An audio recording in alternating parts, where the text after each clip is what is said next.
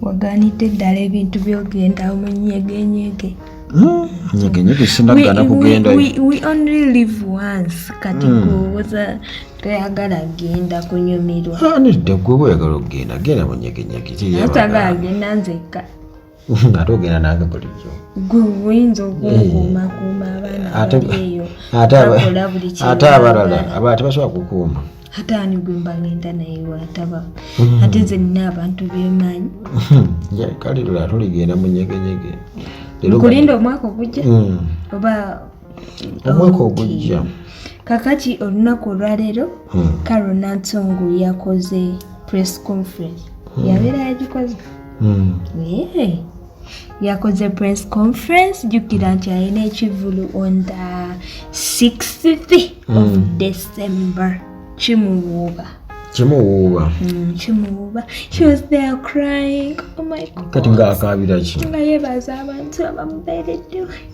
Oba ng'atidde buti. If not for you people, Carol Nansongo wouldn't have been there, and bambi abayimbi abamu babaddeyo to support her, and she thanked her so much. Wabaddeyo Green Daddy, Chosen Becky, Kapakati, King Tahar, ndabyeko ku Chosen Blood. Ndowooza munnange bakwatagana nabo ennyo. Babaddeyo munnange olwamu ani. Bamisaaki tebabaddeyo olw'abalala bagundi kubanga. Oba anaakola endala ne bajja maybe asobola okukola press conference endala nekivulu kinaatera ne bajja. Ate nno jjukira nti Namoti ayinayo Amoti of 25 years mu mwaka gwennyini nga 13 December bannange abakyakaze omwaka we guba guggwako bakiwuliramu. Amoti ali ku Umasho Grounds yena ayagala okuseekamu n'Amoti. You're very very welcomed. Bijja kunyuma eby'Amoti kyemmanyi. Oba bye tunagenda nyegenyege definitely nina okubaayo. Weka tulina okubaayo. Anti olina engeri gye weeteekawo wekka. Nina onnyigawo ne banno. Of course. Kakati Gravity yagambye kaunti munnange sinti buli muntu eyagenda okuziika maama mboba yali akwatibwa nnaku bakisa mbwe abamu bajja for their own benefit kubalaba mu kamera kubalaba nti bagenzi babeereddewo Gravity naye atugyeko akajanja. Era natugamba nti okufa kwa maama we ne challenge zayisemu omwaka guno bimuyigiriza ebintu bingi lesson nawe tayiganga kyabuddelabika badde abulamu ndowooza okusinziira ayinza okutereeza mu nneeyisa ye okusinziira ku Abitex kye yagambye nti munnange y'omu ku basiiwuufu b'empisa abayi. Naye kambuuze nti abantu bajja okuziikirako maamawo ng'obadde osuubira kusingawo okukola ki osooka bapime. Kigamba mu Africa oba mu Uganda tetumala googera bintu ebimu. Waliwo abantu abamu nga bamala googera ebintu obiva kati oyogera otya nti abantu si buli muntu yajja yalajala kuba yakwatiddwa ennaku. Ti Gravity ye buli gyagenda okuziika abeera akwatiddwa ennaku. By the way, Gravity nzisimulaba nga ngenda okuziika kiyinza n'okuba nga nekyo ekitibwe kiri. Naye kati gwe bw'otandika okupima abantu abazza okukuziikirako nango kubapima si buli omu yazene kakirengezo olina empisa embi definitely tosaana kuziikirako oba kitegeera kuba si yasoose okufiirwa. Abantu bafiiriddwa era nabo bafiiriddwa abagawala bafiiriddwa bamaama baabwe bakoze batya kati otugyeko akajanja naawe bw'ogambye munnange ate ffe tunamukolera ki bye twamumanyira abaawo buli wamu. Kakati Sasha Brighton omumanyi ono yimba ebinyiza sibuwa mbukawomera mbu ebinyiza mbu yetabeerangako mu relationship n'abantu abo be mwali muwulira mu ŋŋamba abo simanya Herbert Shonga simanya Bigayi simanya Mathias Walkaga era bali just bakyali wana finding a true love ajja kubanjulira omusajja we but for now byonna bye mwawulira zaali ŋŋambo they were friends n'omwana yamuzaala mu friend nze mba ngamba nti wapalaso kubanga mu lockdown baali beesibireeyo ne palaso nga beesibireeyo bali mu kukola ki bali mu kukuira nnyimba palaso talina mukazi simanyi wabula nze nawulira nga kuba ne bamujjako ne interview era kabaka yafulumya nga kyajjazaala awo ne bamujjako interview era nga naye ayogera ebintu ebifaanaganako bwe bityo yabeera ne palaso baali bonna atibuliriza okupostinga tokumanyi kati lockdown twali mu lockdown ffe watusibidde eno General Museveni atuli bubi genda ku 18 zaffe genda ku 14 bo bazirindanga nga tebapostinga ku TikTok oba TikTok awo ya promotinga nnyo abantu kati ba promotinga bika palaso yali afuna akasente mu TikTok kubanga yalina ya social media handles ze nga zikola ki nga zikola sente ate yafulumya obuyimba bungi palaso mu lockdown kireka babayimbi bonna mu lockdown buli omu yali alina bbeera waliira kuba kati teneebuuza nti bwe yazaala omwana yamuzaala mu friend maybe in a friend kyagezaako okwogera kitegeeza nti ekireka kyategeeza nti ebyaliwo byaliwo naye ye mu mutima yali abatwala nga bakyali ne bagenda bamukola ki ne bagenda bamukyalinga nakkiriza nti bakyali era tewali nga yali ajja newanange azadde omwana yakabira big eye kali akayimba ke yayimba ng'akaaba mbuno yali akabira big eye nye abantu muwaate ebigamba tugende simanyi nange kiki omanye ensi baga tebagipamirako kuba yo tosobola giwangula kati ensi bwe bekuwangula n'okkiriza olabika okubamu ebigambo ebimu kwegamba ebitandika okubeera nga kwegamba byamakulu yadde abamu tebaagala kugamba nti bannange ensi empango dde n'ensi genda kuddamu kubama abaana mbategedde bo bannooka gwe weeteekawo ba abaana tebakola nsobi bakukyambuwa kakati omukulu pasita Bugembe yategeezezza ndowooza ngambe abakkiriza bonna buli muntu akimanyi nti akeera ku makya n'agenda mu kyaki akeera ku makya n'agamba nti pasita gundi ye pasita wange ye musumba wange omanyi abalokole they have that n'agamba nti neno generation mubirivingira nnyo mu bapasita okusinga Katonda omuntu n'abeerawo naye pasita gundi nze pasita gundi watali sisaba nze pasita gundi wemba sisabidde wuwe sisaba abalokole nga yatandise abatandise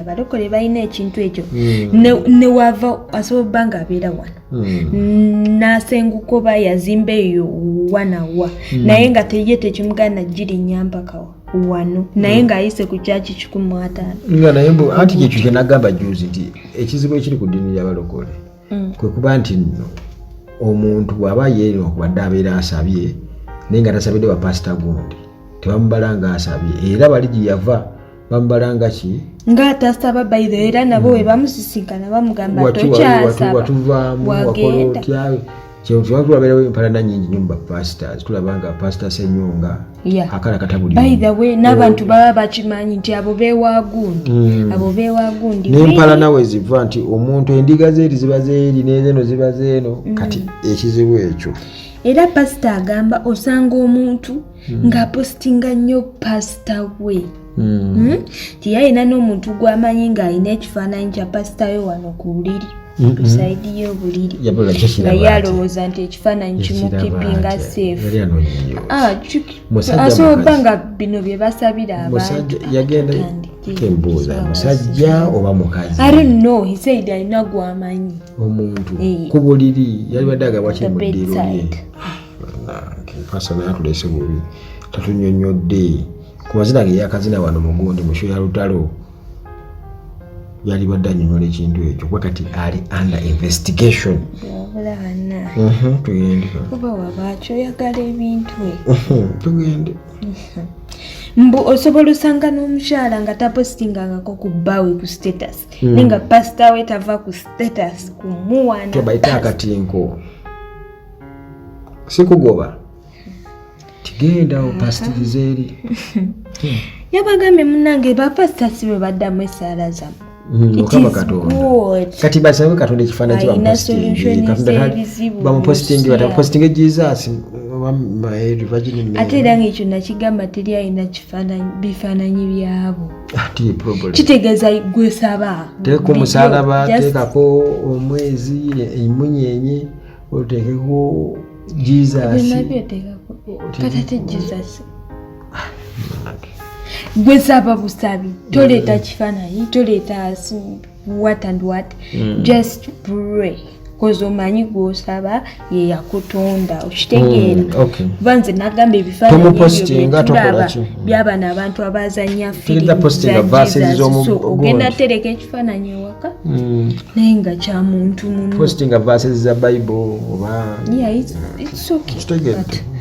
bapasita munaatera kakigamba nti bapasita nze gundi bwaba tangambye nti genda ew'omwami osigenda kakati a report is out that the girls in Kalangala bevumbulidde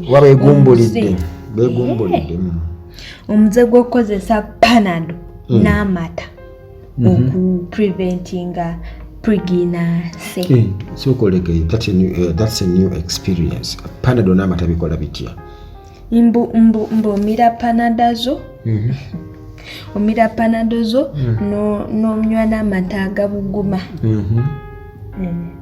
ozoba buli nnaku embu bazikozesa era waliwo kale omuwala eyawadde report n'agamba ye we yali jjukire Kalangala bagamba kino ye wasinga wali akazinga nedda byonna bizinga bye Kalangala there are many Kalangala district abaana batambuza nnyo story abaana batambuza ekigambo maybe that's why bafuna n'ekirowoozo ekigambe ekibi kubadda ne sirimu nga mungi nnyo site zeeyo ne kati nekiva ku kyokuba nti omwana n'agamba nti ye bwe yagenda Kalangala nga adropinze out okuva mu ssomero n'akola ki banne abakyala be yakolanga naye gye emirimu bamugamba wayase kozesa panadozo walina emyaka 19 panado anti kati yebeefuuse eki preventive measures gamba kati gwolina emyaka 19 omira 2 oli bw'aba ayina 2 to 25 amira 4 oli bw'aba ayina 25 and above omira 6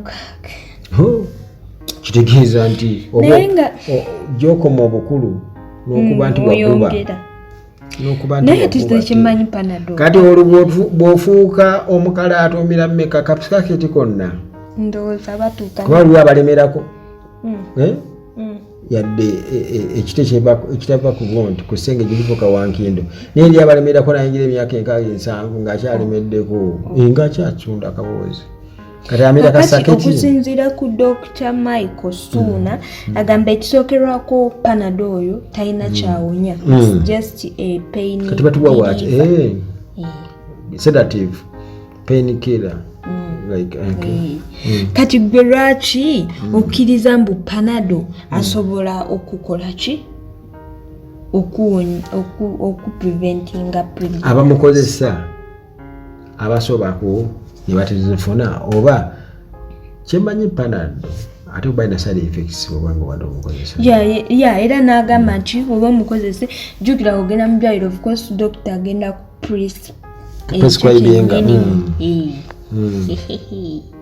agenda kugamba nti kati minawe sika kyose kati mbadde nkyogera naye oyagala nnyo okumbakira nze nange ngenda beera nga bano abananagira omanyi omuntu ananagira tayagala mumalirayo kigambo kati gwe mbadde nkugambeko nti kinnemi abadde oyakulwana nakyo naali kulese n'ofiira miguwa kintu ganki walimaliriza ongambye nti naye notanyambako biki n'agamba nti panado oyo oba omumize gwe nga gwe we prescribing the what and what it damages your liver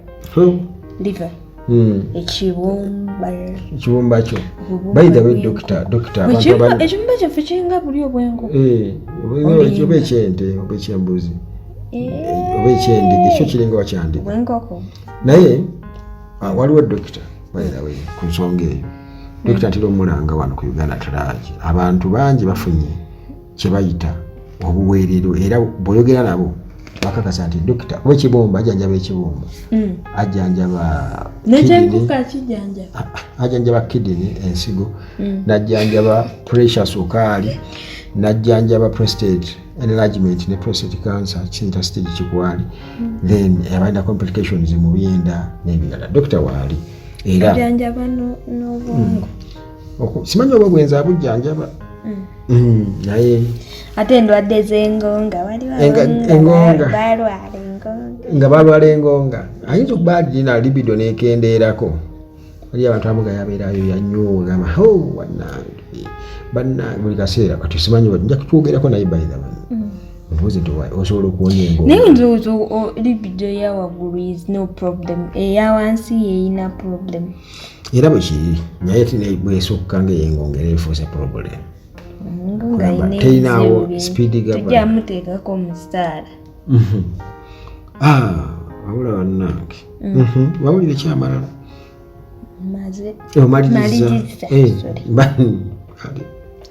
tugere nakyo okumala kuba omaze